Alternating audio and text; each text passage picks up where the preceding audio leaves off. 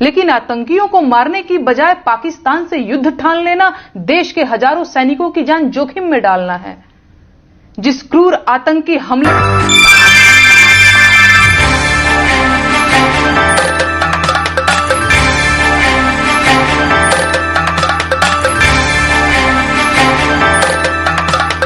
कंधार विमान अपहरण कांड 1999 भाजपा सरकार, कारगिल युद्ध 1999 भाजपा सरकार, संसद पर आतंकी हमला 2001 भाजपा सरकार, अक्षरधाम मंदिर पर आतंकी हमला 2002 भाजपा सरकार, अमरनाथ यात्रियों पर आतंकी हमला 2002 और 2017 दोनों बार भाजपा सरकार, गोधरा कांड 2002 भाजपा सरकार, पठानकोट आतंकी हमला 2016 भाजपा सरकार, उरी आतंकी हमला 2016 भाजपा सरकार, पुलवामा आतंकी हमला 2019 भाजपा सरकार, पहलगाम आतंकी हमला 2025 भाजपा सरकार।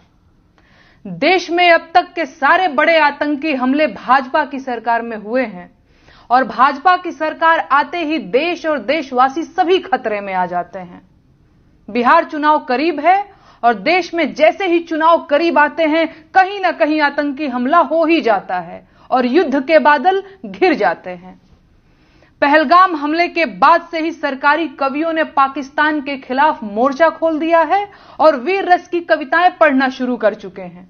अब इन्हें पाकिस्तानियों के कटे हुए सिर चाहिए। ठीक है, तो कौन जाएगा पाकिस्तानियों के सिर काटने? ये कवि जाएंगे या भाजपा के नेता जाएंगे या अंधभक्तों के भगवान खुद पाकिस्तान जाएंगे सिर काटने? दरअसल इनमें से कोई नहीं जाएगा।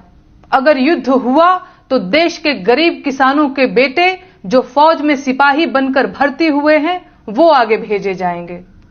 वो गरीब किसान जिनका बैंक का कर्ज अभी तक सिर पर लदा हुआ है, जिनका ट्रैक्टर जब्त करने के लिए बैंक वाले रोज द्वार पर चक्कर लगाते हैं, उनके जवान बेटों को ये भाजपाई कवि युद्ध में भेजने की मांग कर रहे हैं। ये है इन धूर्त कवियों का कवि हृदय और नियत। और नेताओं का क्या है? चुनाव जीतने के लिए युद्ध की घोषणा करनी पड़ी तो ये वो भी कर देंगे। इनके अपने बेटे तो फौज में हैं नहीं, इनके अपने बेटे तो विधायक, सांसद और बीसीसीआई का सचिव बनने के लिए हैं, लेकिन लड़ाइयों में झोंकने और गोली खाने के लिए तो किसानों के बच्चे हैं, ताकि देश में राष्ट्रवाद का बयार चले और इन्हें वोट मिले। संसाधन देश के खर्च होंगे, बेटे किसानों के मारे जाएंगे। ये है युद्ध की असलियत और इसीलिए इन नेताओं और उनके चापलूसों को युद्ध की जल्दी है।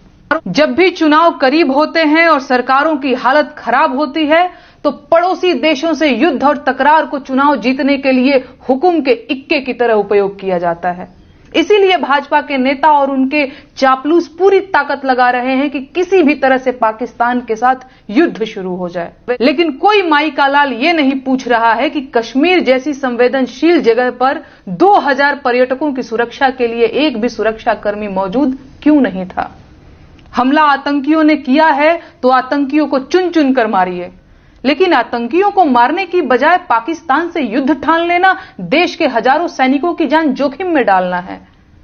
जिस क्रूर आतंकी हमले को वजह बताकर पाकिस्तान से युद्ध करने की बात की जा रही है, उस आतंकी हमले में किसी भाजपा के मंत्री ने अपनी चूक क्यों नहीं मानी?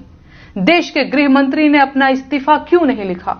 और प्रधानमंत्री को हमले के तुरंत बाद आतंकियों को धमकाने के लिए बिहार में रैली करने की क्या जरूरत पड़ गई?